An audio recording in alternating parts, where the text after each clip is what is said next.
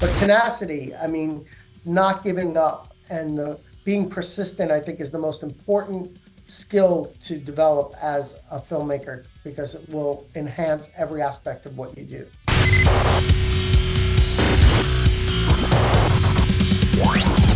Today on the show, we are joined with film director Phil Allocco to talk about his new movie that's presented by Lionsgate Films, titled 5 Pounds of Pressure. And what can I say? If you're into crime dramas, this one is for you. Around getting the behind-the-scenes scoop, Phil explains how some of the things in the script is connected to his real life that inspired many moments of this story, and how it can be cathartic turning real life into art.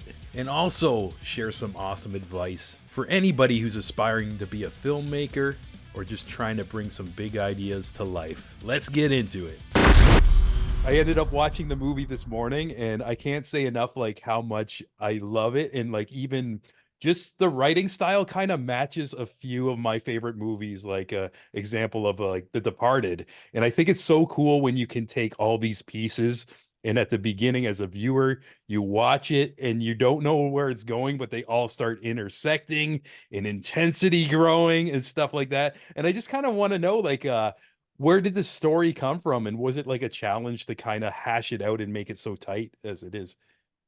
Well, first, thank you so much for having me, and it's so great to meet you, Sean. And thank you for saying you like the film. I love that. I mean, that's, you live to make something that, has the response that you just said. So thank you for Awesome. Yeah.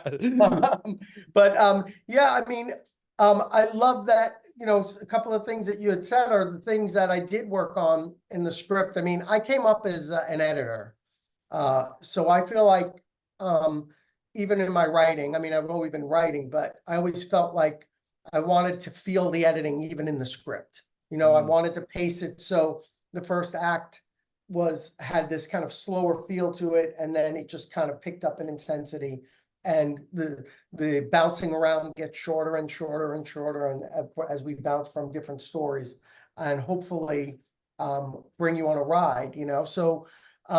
So some of that I think really came to me from the editing style and was intentional, and carried all the way through. Sometimes you do these things in your writing, it doesn't always carry itself all the way through into the filmmaking. There are things you plan or try, and then as you go, it evolves into something else. And that's one of the things that kind of that worked, in the blueprint, so to speak. Um, and and the inspiration, I mean, I wrote this a long time ago. I started writing it, Cool. and it was kind of loosely, I guess, inspired by a world that I grew up in that is like this. I knew people like this. I knew that people who lived through things like this, and I think I've always struggled when they're just regular, ordinary people when you're living between the cracks of society, struggling together. And it's not like big monsters come out, or these people who are born criminals or born this. They're regular people struggling mundane everyday lives like everyone, and then just make those little choices here and there and get comfortable doing things that are maybe you shouldn't be comfortable doing, but there are little things that start becoming bigger and bigger and take you into extraordinary circumstances. At Yeah, least yeah. how I've seen it.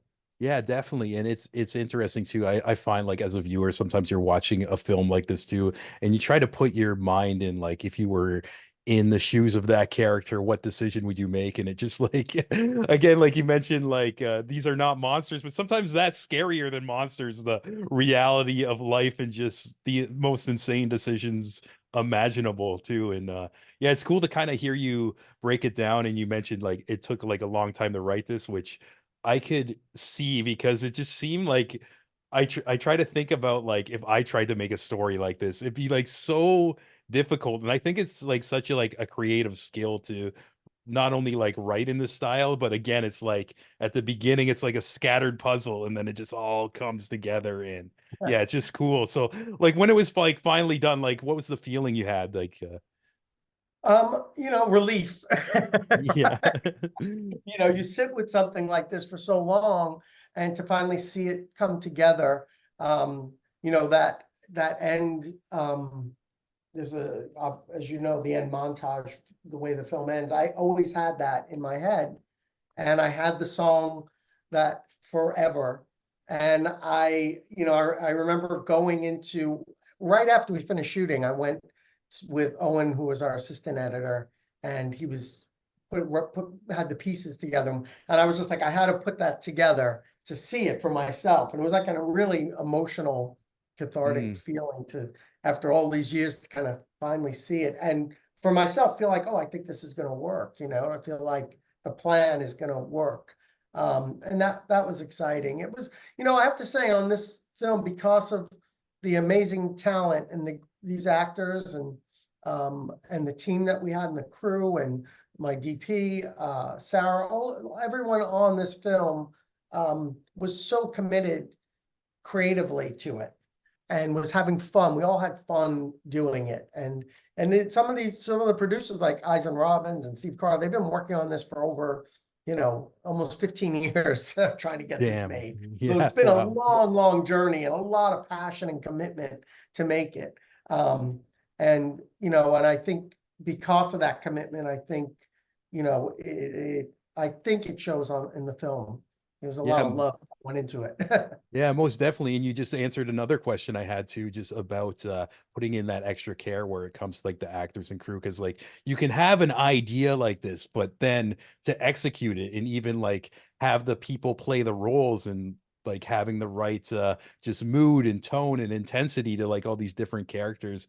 I thought you like knocked it out of the park with that. And also I had like a question too about I noticed like Rory Culkin's character and actually the shirt he was wearing, and it kind of connects with like a lot of different people I have on the show. I talk to a lot of musicians, mainly in the metal world, and he was wearing a Wacken Metal Fest where a lot of my guests actually played on.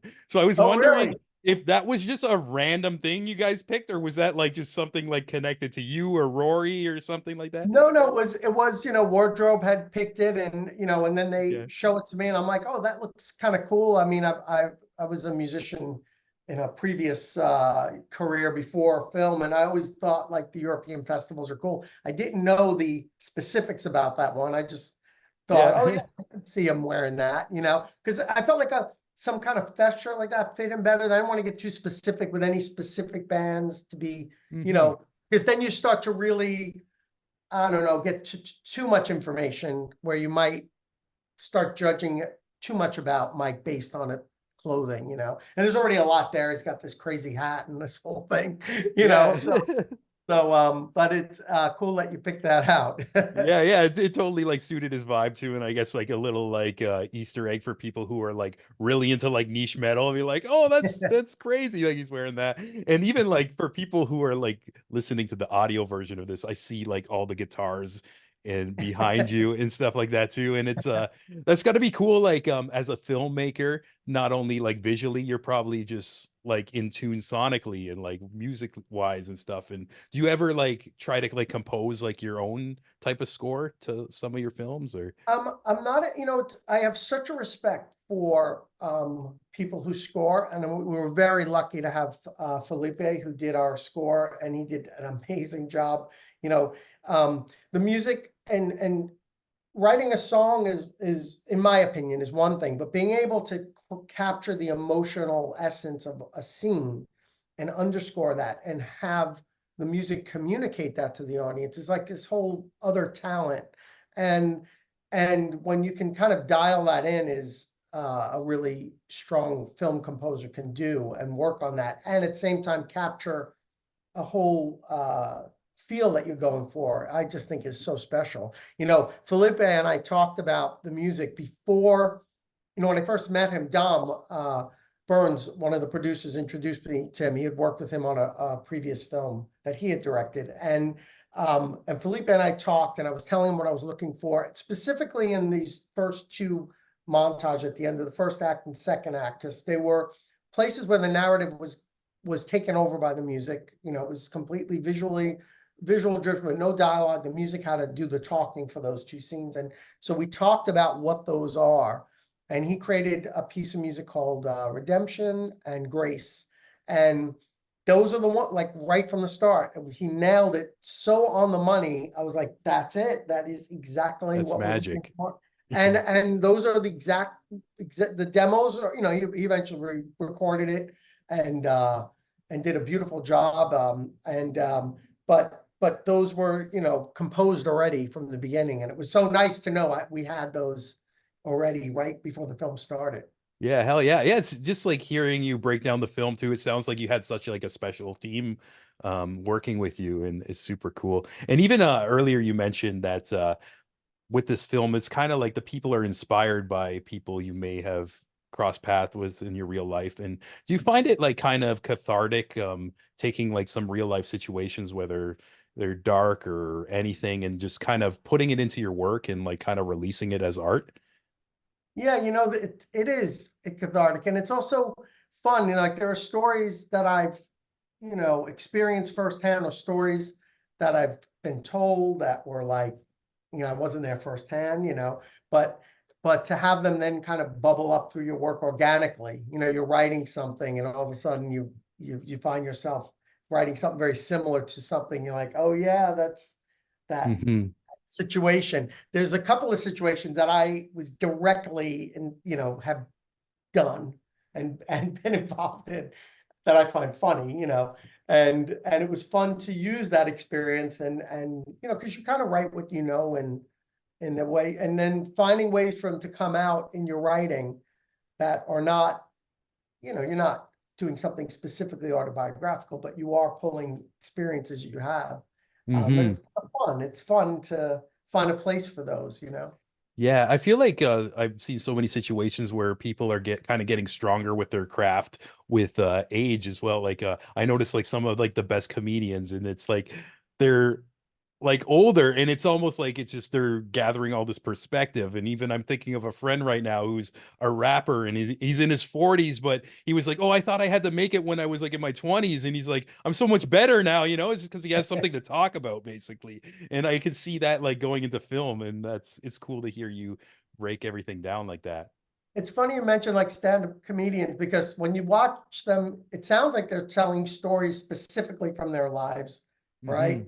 And it seems really personal, and we love that. But they're crafted, they're not real. And so I think there's a similarity in that in all writers. There are things that are real, but they're not presented in the way in as true stories, so to speak. Yeah, definitely, definitely. And I also noticed like a lot of different creatives, they're gravitating to these segments and kind of listening in. And like just I guess that's like a final question. Would you have any like advice for maybe an aspiring filmmaker or director who's like maybe has all these ideas and wants to bring them to life and bring them to the next level? Yeah, I think the best advice I could give myself and give someone else is, to keep going and not give up. Like tenacity is the most important aspect of any filmmaker or any creative. Because as long as you are working at it, it can keep getting better. This project seemed like it was dead so many times. If I gave up on it, it would have been dead. But because I kept working, new life would come in, new people would come in, a new opportunity might come.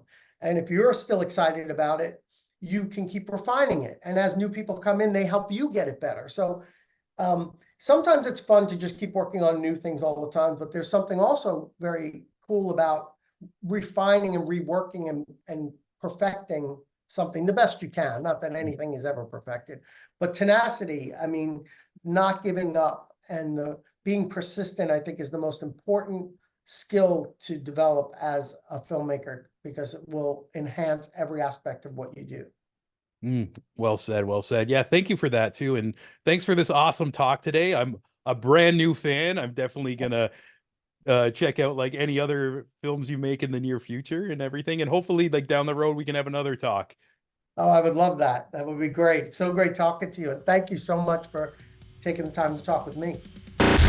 Hope you guys enjoyed that quick talk with Phil. What a cool guy. Like I mentioned at the end, I'm definitely a new fan. And just to let you know, as of March 8th, 5 Pounds of Pressure will be in theaters and on digital on demand. So if this is your first time hearing about this movie, definitely check that out. And before we go, we can't run away without thanking all you legends on the Patreon page, who are ever so kind supporting the show. And first up, the biggest thanks to Mike Carniello of the Testing with Mike YouTube channel. If you're into electronics, technology, how they work, and most importantly, how to fix them, check out Testing with Mike on YouTube. Another big thanks to Amanda McKnight of Top 10 Nerd. Beyond being the host of Top 10 Nerd and speaking to millions of subscribers, Amanda has her very own YouTube channel I think you should check out, subscribe to, soak in some good vibes, learn about comics, movies, video games, and all things nerdy. That's Amanda McKnight on YouTube.